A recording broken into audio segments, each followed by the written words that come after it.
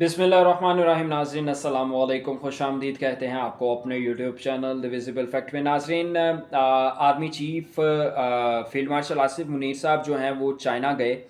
China में उनकी मुलाकातें भी हुई हैं। मैंने इसके ऊपर बाकायदा एक पूरी वीडियो भी बनाई थी कि उनको अचानक से चाइना क्यों बुलवाया गया, क्या ज़रूरत पेश आई कि पहले सिर्फ सियासी वफ़द जो है वो शंघाई ताउन तंज़ीम के इजलास में शिरकत के लिए चीन गया था, लेकिन जैसे ही वो इजलास वहाँ पे पहुँचा तो उसकी इजलास के वहाँ पे पहुँचने के बाद जो है वो army chief field marshal Asif Munir साहब को वहाँ पे बुलवा लिया। क्या ऐसी क्या ज़रूरत जो है वो पेश आई थी?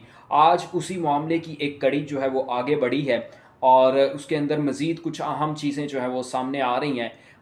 ख़बर ये है कि आर्मी चीफ़ को तो बुला लिया गया, लेकिन वज़ीर दिफ़ा ख़ाजा आसिफ साहब को क्यों नहीं बुलाया गया? वज़ीर दाखिला वहाँ पे मौजूद थे, वज़ीर इत्तलात वहाँ पे मौजूद थे। इसके अलावा वहाँ पे मतलब और भी वज़ीर वहाँ पे मौजूद थे वज़ीर आज़म के साथ, लेकिन वज़ीर दिफ़ा ख़ाजा आसिफ क्यों नहीं थे? एक बड़ी ख़बर जो है वो इस हवाले से बड़ा इंकशाफ हुआ है, वो सामने आ रहा है, वो आपके साथ डिस्कस करेंगे। दूसरा, भारत की जानिब से मज़ीद रेले जो हैं वो पाकिस्तान के ख़ास तौर पर पंजाब के दरियाओं में छोड़ दिए गए हैं। कितने लाख क्यूसेक के रेले छोड़े गए हैं और ये कितनी देर में पाकिस्तान पहुँचेंगे और इनका सिलसिला, इन रेलों का सिलसिला कब तक जारी रहेगा, यानी कि कब तक ये रेले जो हैं वो पाकिस्तान आते रहेंगे, ये चीज़ आपके साथ हम लोगों ने आज डिस्कस करनी है। सबसे पहले जो है वो आपको आर्मी चीफ़ और ख्वाजा आसिफ के हवाले से जो एक ख़बर आ रही है वो बताएं। जनाब आर्मी चीफ़ आसिम मुनीर साहब को जो है वो बुलाया गया है शंघाई ताउन तंज़ीम के इजलास में।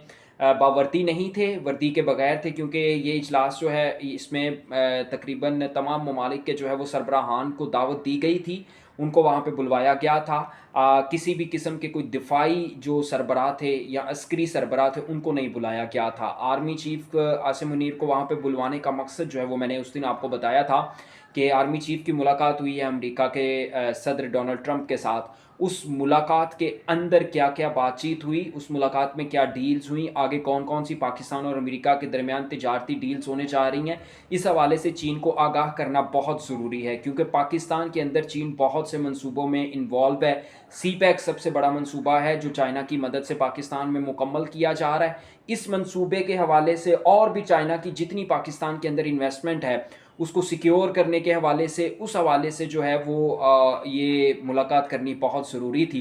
लेकिन वज़ीर दिफ़ा ख्वाजा आसिफ साहब को क्यों नहीं बुलाया गया? ख्वाजा आसिफ साहब जो हैं वो आजकल ख़बरों का इस तरह से मरकज़ बने हुए हैं कि वो नून लीग के ठेकेदार जो हैं, ख़ास तौर पर जो नून लीग के हिमायत याफ्ता ब्यूरोक्रेट्स हैं, वो उनके ख़िलाफ़ हैं। ये बात जो है वो उस वक्त शुरू हुई थी जब ख्वाजा आसिफ साहब के हलके से एक अफसर को जो है वो एक एडीआर को उठा लिया गया था एंटी करप्शन की तरफ से, करप्शन के मामलात में। और ख्वाजा आसिफ के ऊपर इल्ज़ाम था कि ये वही एडीआर है जो ख्वाजा आसिफ के इलेक्शन के दौरान आरओ था और इन्होंने ख्वाजा आसिफ का फॉर्म 47 बनाने में मदद की थी। उसके बाद से ख्वाजा आसिफ साहब ने ब्यूरोक्रेसी, खासतौर पर पंजाब की ब्यूरोक्रेसी और वफाक की ब्यूरोक्रेसी के खिलाफ एक महाज खोला हुआ है। आए दिन जो है वो किसी न किसी ब्यूरोक्रेट के खिलाफ, किसी न किसी ठेकेदार के खिलाफ जो है वो बयानात देते रहते हैं।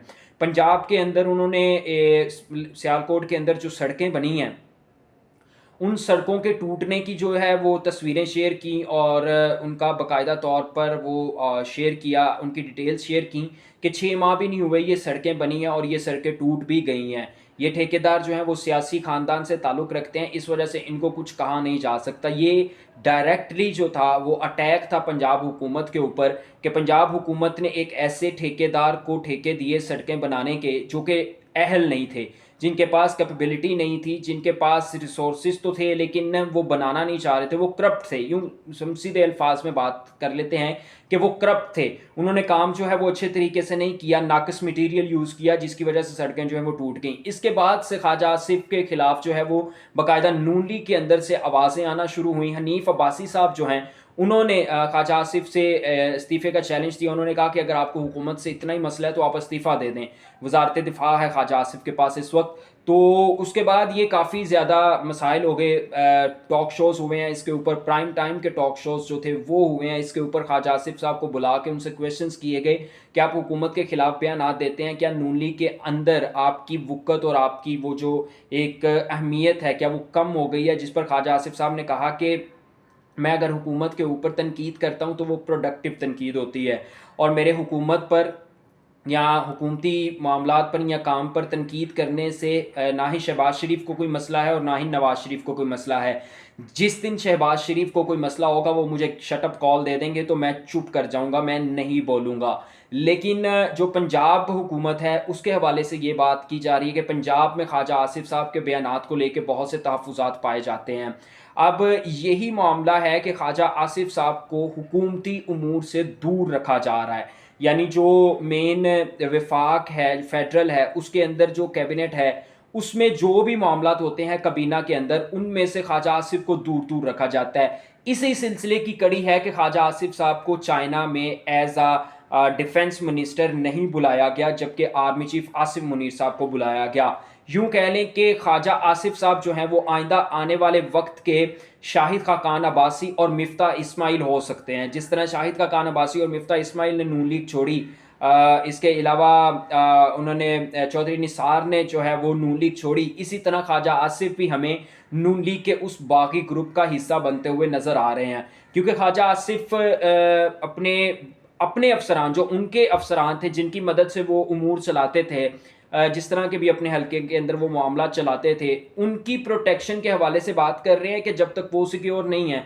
ज़ाहिर सी बात है कि उनके अफसर जो हैं वो अगर पकड़े जाएंगे उनको सज़ा हो जाएगी। अगर उन्होंने ख्वाजा आसिफ के ख़िलाफ़ कोई बात कर दी तो ख्वाजा आसिफ भी पकड़े जा सकते हैं, ख्वाजा आसिफ साहब को भी सज़ा हो सकती है। इस वजह से ख्वाजा आसिफ ख़ुद को प्रोटेक्ट करने के लिए पूरी ब्यूरोक्रेसी के ख़िलाफ़ इन्होंने एक महाज खोला हुआ है, और उस महाज में जो है वो हर किसी को रगड़ते जा रहे हैं। लेकिन उस रगड़ने के ऊपर ये हुआ है कि इनकी जो वफाकी हुकूमत है, जो वफाकी काबीना है, उसके अंदर ख्वाजा आसिफ साहब को साइड लाइन लगाने की पॉलिसी जो है वो अपनाई गई है।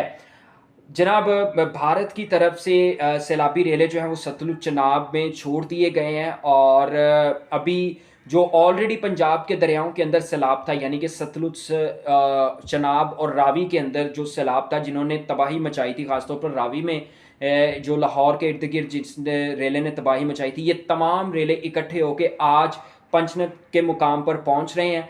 वहाँ से ये जो जितने भी दरिया हैं इनके अंदर जितना भी पानी था वो तमाम का तमाम जो है वो दरियाए सिंध में दाखिल हो जाएगा, और सिंध के अंदर एक बड़ी सैलाबी सूरत हाल जो है उसका ख़दशा ज़ाहिर किया जा रहा है। सैलाबी सूरत हाल में तकरीबन को 16 लाख अफराद के मुतासर होने का खदशा, और ये आज सिंध में दाखिल होगा, सॉरी आज पंजनद के मुकाम पे होगा, 2 दिन के बाद जो है वो ये सिंध में दाखिल हो जाएगा रेला, जिससे जो है वो सिंध के अंदर जो भी लोग मुतासर होंगे उस हवाले से जो है वो अपडेट्स आना शुरू हो जाएंगी। लेकिन भारत की तरफ से मज़ीद रेले जो हैं वो छोड़े जा रहे हैं, फ्लड अलर्ट जो है वो स्टिल जारी है, और मज़ीद ये तकरीबन कोई 10 से 15 दिन मज़ीद ये रेले जो हैं वो छोड़े जा सकते हैं, क्योंकि भारत के अंदर बारिशें हो रही हैं, हिमाचल में भी, जम्मू में भी बारिशें हो रही हैं। वो बारिशों का पानी भारत के अंदर स्टोर नहीं हो रहा, वो स्टॉक नहीं कर पा रहे, तो वो पाकिस्तान की तरफ छोड़ रहे हैं, जिसकी वजह से ये सैलाबी रेले जो हैं वो आ रहे हैं। अल्लाह ताला तमाम लोगों को महफूज रखे, अल्लाह ताला हर एक की हिफाजत करे, अपने हिफ्ज़-ओ-अमान में रखे। अब तक के लिए इतना ही, आपसे मुलाकात होगी अगली वीडियो में। अल्लाह हाफ़िज़।